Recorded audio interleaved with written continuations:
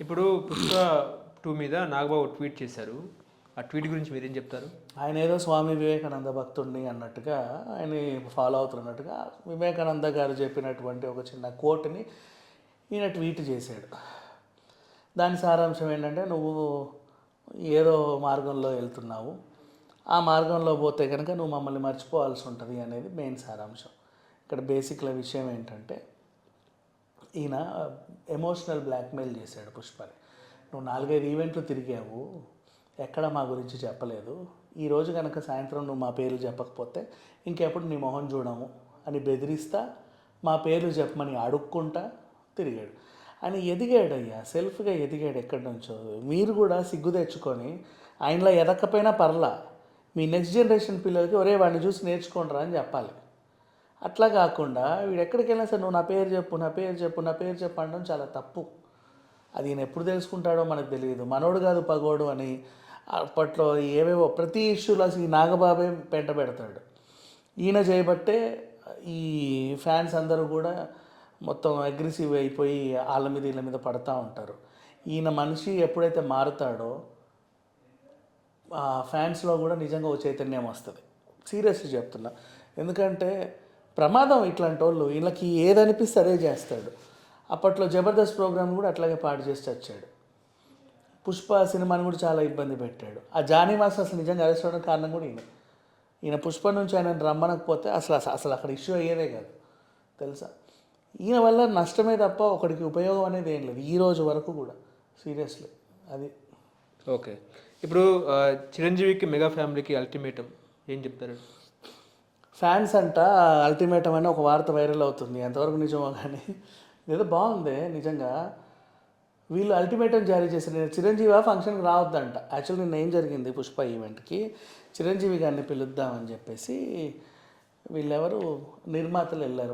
వాళ్ళకి తోకమట్ట సంబంధం ఏంటది, వాళ్ళ తెరు వీరే సంబంధం అప్పుడెప్పుడో ప్రొడ్యూస్ చేశారుగా, మన హీరోనే కదా అని చెప్పి వీళ్ళు ఓ ఆహ్వాన పత్రిక పట్టుకొని వెళ్ళారు.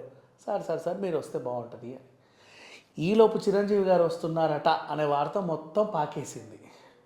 పాకేసరికి ఫ్యాన్స్ అందరు అలర్ట్ అయ్యి గట్టి వార్నింగ్ ఇచ్చి అల్టిమేటం జారీ చేశారు. ఏమని, మేము ఇంత చక్కగా కొట్లాడుతూ ఉంటే మీరు కలిసిపోతారా? సారాంశం. మేము ఇంత కష్టపడి కొట్లాడతా, పుష్పని నాశనం చేయాలని అలా చేస్తా, అల్లు అర్జున్ మీద ఇన్ని పోస్టులు పెడతా, ఒకడొకడు జుట్టు బీకి గిట్టు బీకి బట్టలు చింపుకొని కొట్టుకుంటుంటాయి ఇక్కడ, మీరు కలిసిపోతే ఏంటి సంగతి?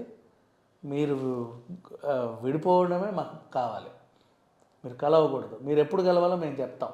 మేము ఎప్పుడైతే మా కోపాలు సర్దుమనికి ఒకరొకరం కలుసుకుంటామో అప్పుడు మీరు కలుసుకోవాలి. లేదంటే ఇక్కడ నుంచి మీకు మా ఫ్యాన్స్ ఉండరు, ఫ్యాన్స్ అసోసియేషన్ ఉండదని చెప్పేసి అల్టిమేటం జారీ చేశారు. అందుకు ఆయన రాలేదు అనేది ఒక టాక్. మరి ఇందులో ఎంతవరకు నిజమో తెలియదు. బట్ నిన్న ఆయన వస్తారన్నారు మాత్రం వాస్తవం. ఓకే. పవన్ కళ్యాణ్కి కూడా పుష్ప థ్యాంక్స్ చెప్పిన పరిస్థితి, అల్లు అర్జున్ థ్యాంక్స్ అని చెప్పి ట్వీట్ చేశారు. టికెట్ రేట్లు పెంచుకుంటామంటే చంద్రబాబు నాయుడు గారు గ్రీన్ సిగ్నల్ ఇచ్చాడు యాక్చువల్గా ఆంధ్రప్రదేశ్లో. So people are very happy. ఎందుకంటే ఒకప్పుడు జగన్ ప్రభుత్వం ఉన్నప్పుడు ఆయన ఏదో ₹1 అర్ధనకి టికెట్ రేట్లు పెడితే థియేటర్లు మూసుకోవాల్సిన పరిస్థితి వచ్చింది. అప్పుడెప్పుడు ఆయనే పాపం అఖండ దాటుకొని హిట్ అయింది ఆ టైంలో. చాలా సినిమాలు బ్యాడ్ డేస్ చూసే థియేటర్లు క్లోజ్ చేసుకునే పరిస్థితికి వచ్చింది. అలాంటి పరిస్థితి. నెక్స్ట్ ఇప్పుడు ఈయన పవన్ కళ్యాణ్ గారు వచ్చారు డిప్యూటీ సీఎంగా. ఆయన చేతుల్లో కందుల దుర్గేష్ ఏంటో ఆయన పేరు, సినిమాటోగ్రఫీ మంత్రి ఉన్నాడు.